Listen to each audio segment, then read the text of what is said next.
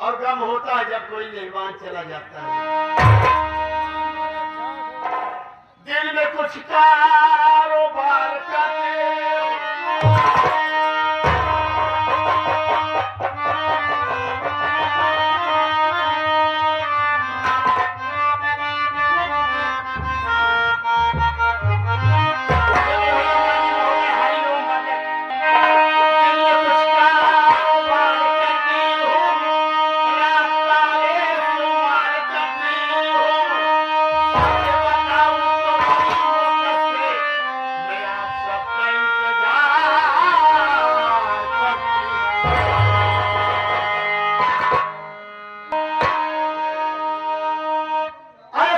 छोटे से कवाली पैसे, उसके बाद रंगारंग प्रोग्राम। नमस्ते प्रणाम। कहना है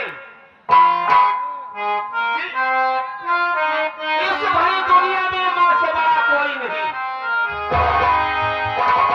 कि मां तेरे दूध का हमसे आजाद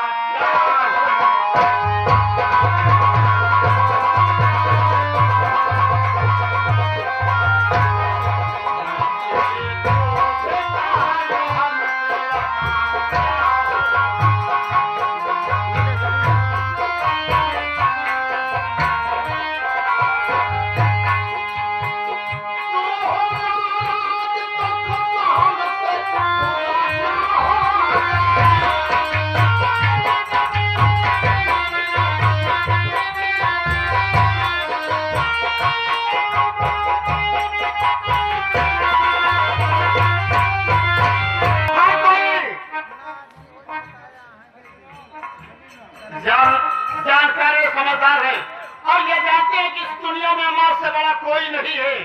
क्या बात है? हर किसी का कर्ज तो चुका सकते हैं, लेकिन मां का कर्ज कोई नहीं चुका सकता है।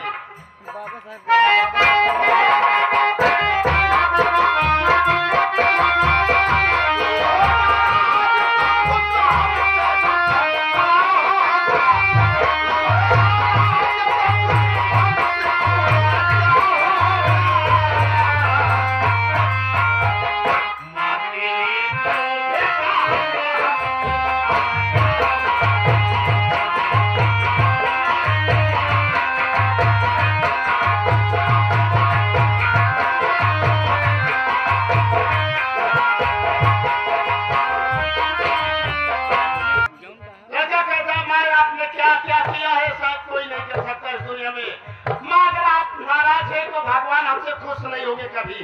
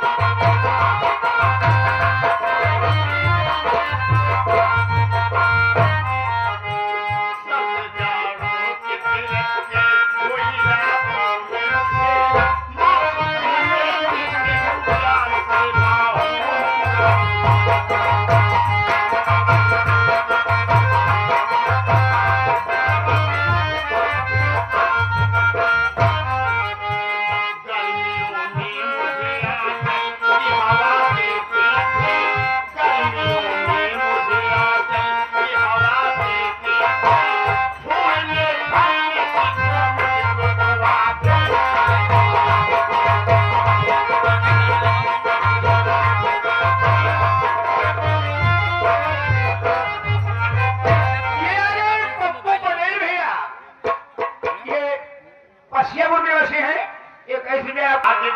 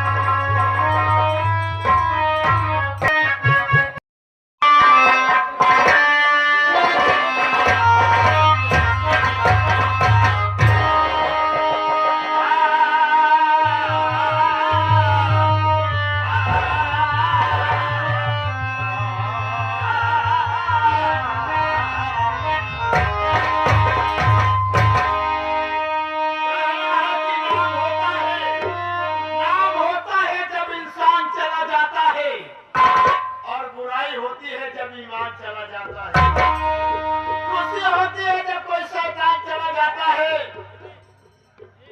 और गम होता है जब कोई मेहमान चला जाता है। दिल में कुछ कारोबार करते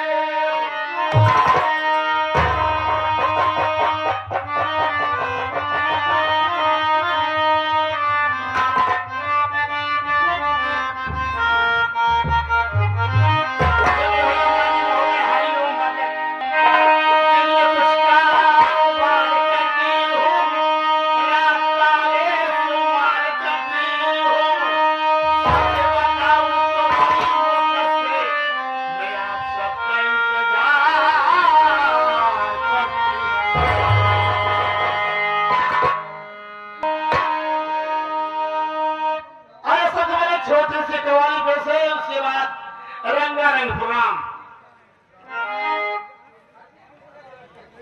नमस्ते प्रणाम। कहना है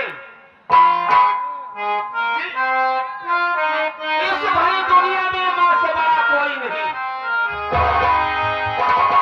कि माँ तेरे दूध का हमसे अदा